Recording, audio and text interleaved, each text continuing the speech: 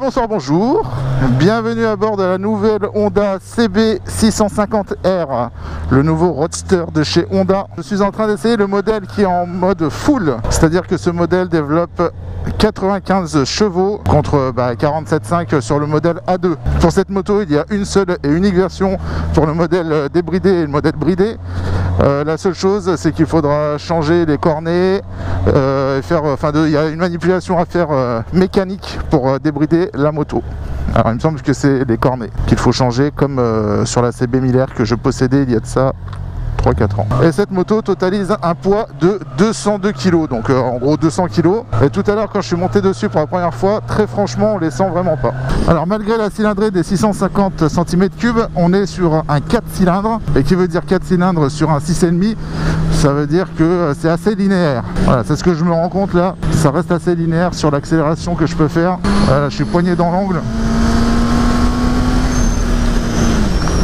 Ça met pas un gros coup de pied au cul malgré les 95 chevaux, mais voilà, il y a quand même une bonne sensation au niveau de la vitesse.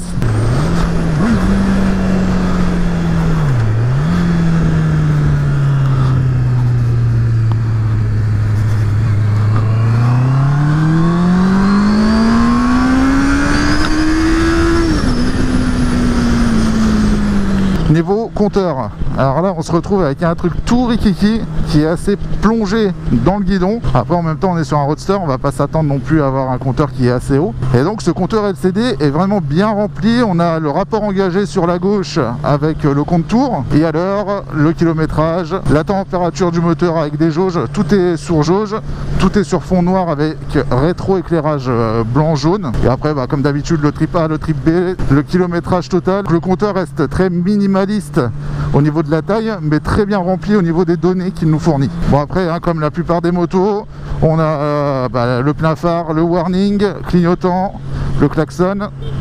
Encore une fois, le klaxon et les clignotants sont inversés par rapport à chez Yamaha, donc voilà, j'ai encore me trompé, c'est obligé. Et côté droite, coupure du moteur et allumage de la moto. On est sur du frein forcément hydraulique à l'avant avec du freinage étrier radio, 4 pistons, embrayage à câble, capacité du réservoir 15 litres. Comme vous pouvez voir, entre mes jambes il fait tout petit, mais après pour la consommation de la moto, il me semble qu'elle consomme dans les 4,5 litres au 100.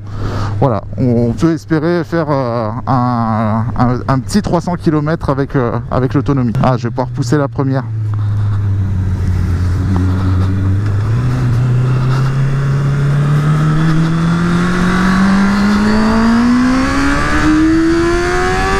Oh la vache. Ce bruit.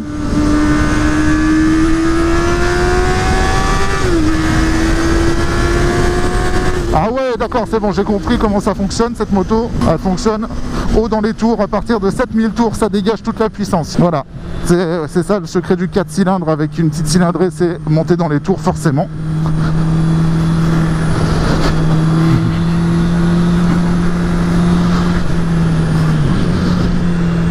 frein moteur pas trop présent, mais ça aussi ça va avec la moto, hein, c'est... Ouais, par contre elle se met dans les courbes, un truc de ouf.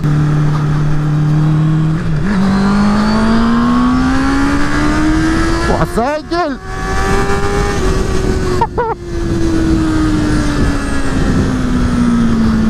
Comme ça gueule, c'est énorme.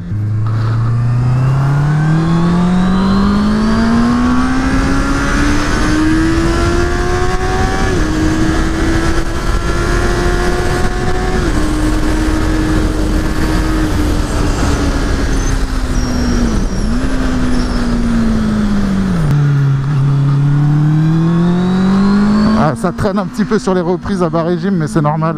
On n'est pas sur un 1000, hein, les gars. Ouais, ça demande à cravacher.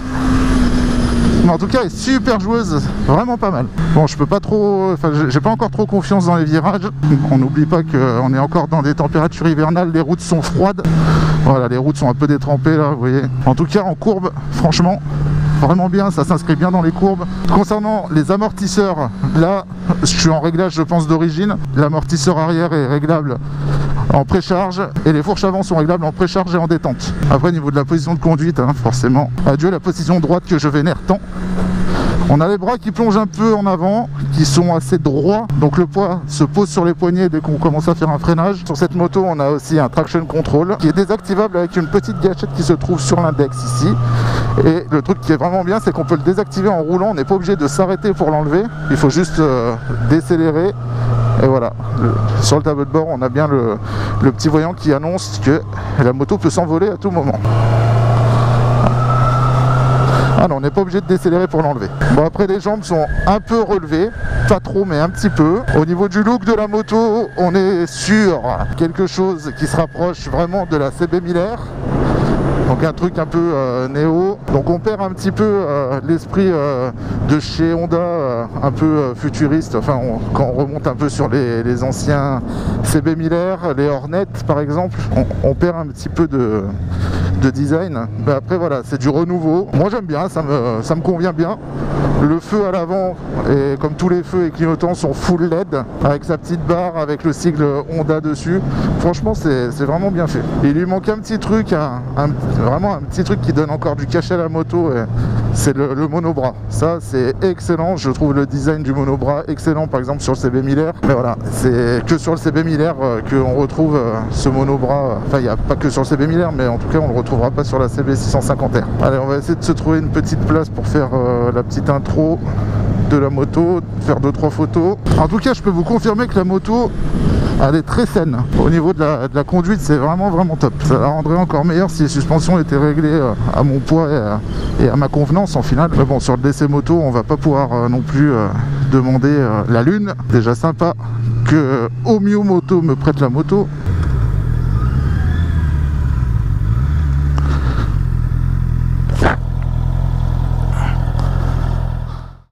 Bon voilà, j'ai fini de tourner l'introduction. Bon, comme vous avez pu le voir, hein, j'ai pris des notes. Au moins ça me permet de pas dire de conneries ou de pas en dire trop. Alors ce qui concerne le prix pour cette moto, elle est à 8000 €. Pareil, je vous arrondis les chiffres. Donc c'est 8000 balles pour la version normale. Et ensuite vous avez 2 packs spécifiques à rajouter sur la moto si vous le souhaitez. Il y a un pack qu'on appelle le pack Alu qui est à 550 balles. Et ensuite vous avez le pack Sport à 570 € avec d'autres options. Pour en conclure avec cette moto, elle peut très bien faire l'affaire pour les jeunes permis, pour débuter, pour apprendre, que pour quelqu'un qui veut pas trop se faire peur avec une moto sympa, avec un look sympa. En ce qui concerne faire du duo avec cette moto, bon là je suis en solo, mais il faudra une personne d'un gabarit assez petit ou moyen, mais pas un grand gabarit derrière. Pareil pour le pilote, moi de mon 1m85, bon j'ai les genoux qui remontent un petit peu, mais c'est jouable, hein, on touche à plat par terre forcément, mais ça reste jouable même pour des gabarits de mon genre, même si on peut ressembler à un crapaud sur une boîte d'allumettes. Mais en tout cas, c'est faisable. Au niveau du freinage, il y a du frein. Encore une fois, la moto est presque neuve, donc j'ai envie de dire heureusement qu'il y a du frein. Tout à l'heure, en garant la moto, j'ai pu avoir la démonstration du rayon de braquage qui est assez court. On arrive assez rapidement en butée, donc pour un roadster, je trouve que le rayon de braquage est vraiment assez restreint. Normalement, avec du roadster, on peut faire quand même du braquage assez sympa pour faire demi-tour ou quoi. Là, c'est vrai que au niveau du rayon de braquage, on est un peu un peu limité. J'ai pas parlé des rétroviseurs. Un gros problème que j'avais sur mon CB 1000R, c'est que je voyais mes coudes. Et là, on a la même conception. Sur le rétro de gauche, je vois pas grand chose. Rétro de droite, je vois un peu mieux. Mais ouais, de toute façon, les rétroviseurs sur les roadsters, j'ai le problème sur tous les roadsters. Au niveau des coloris de la moto, comme vous avez pu le voir, j'ai pris une moto rouge parce que Honda c'est rouge, mais elle est disponible également en noir et en bleu. Un bleu un peu mat. Assez surprenant venant de Honda de faire une moto bleue comme ça, mais en tout cas ça a le mérite d'exister et ils ont le mérite de prendre des risques à choisir ce genre de coloris. Allez, je vais pouvoir repasser un coup de première dans la descente, ça va hurler. Je vais ouvrir la visière et je vais vous laisser là bientôt.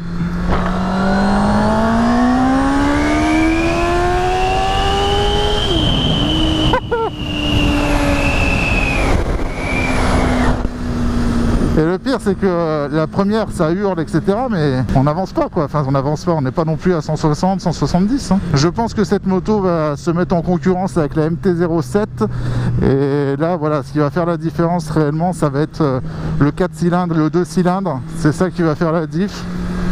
Cette moto elle hurle dans les tours et elle marche à haut régime, alors que la 07 bon bah ça fait un bruit assez rauque et ça marche vraiment dans le bas régime. Deux styles de conduite différentes, à savoir que la MT-07 elle est ultra popularisée. Donc on verra si Honda arrive à décrocher un marché du jeune conducteur avec cette petite bombe. Je vous laisse ici, merci encore à Omio Moto de m'avoir prêté la moto et de me faire confiance. N'hésitez pas à les contacter si toutefois vous voulez réserver votre essai chez eux. Et moi je vous dis à bientôt pour une prochaine vidéo. Au revoir.